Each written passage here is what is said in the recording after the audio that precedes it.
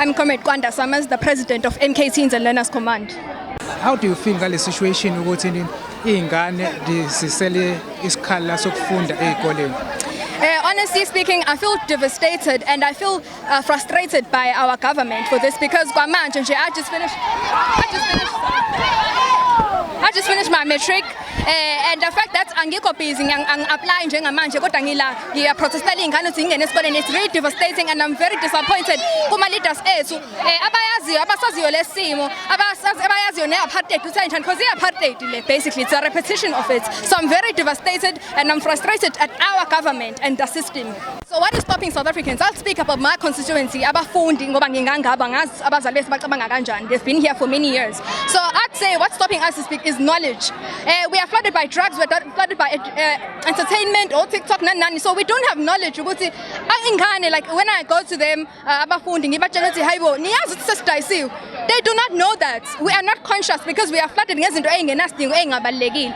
So aswazi ama rights ethu asazi ukuthi kumele ngabe impela siyafunda la, asazi ukuthi kumele ngabe ikhona feeding scheme ngabe sidla ngishekuseni. Asikwazi lokho, that's why singazi ukuthi ama Gen Z, they don't know what to do, they don't know what they can do, the possibilities and as well as their capability ukuthi hayibo bengawazi bevala isikole engayiwa. They don't know that. We don't know ukuthi amandla ethu engagcinaphi or engasisiza because of knowledge ukuthi ama rights ethu aswazi, and that is part of the system. Benza ngamabomu ukuthi vele bengasifundisa ama rights ethu. So now we don't know ukuthi yini right yini wrong and asiboni kubona ku right nje thina.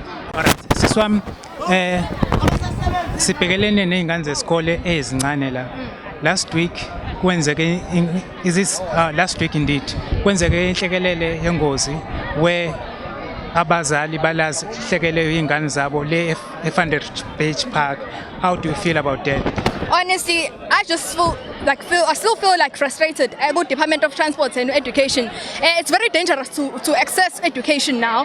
Should into safe ukuthi sihlale phansi singaye ezikoleni ivale nezikole because singene engozini and non like akekho umuntu othola justice ngalokho maze izinto zenzeka. So honestly I feel very frustrated still at the system and our government. I feel like noma ngiba it is fate or into ingeke igovernment izosiza kanjani kodwa angeke siyazi ukuthi ngeke kube nendlela eyaphambili.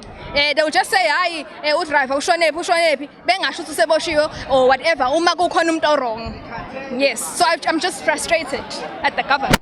Njengomuntu omusha okuyi MK, right? Do you see the future MK?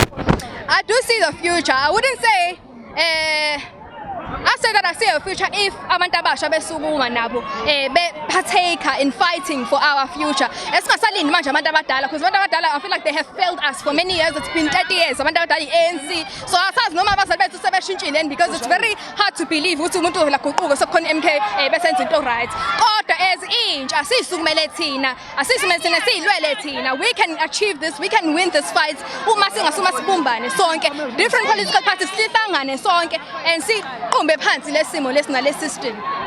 Wethu ngiyabonga kakhulu ngesikhathi sakho. I love your passion. Thank you so much.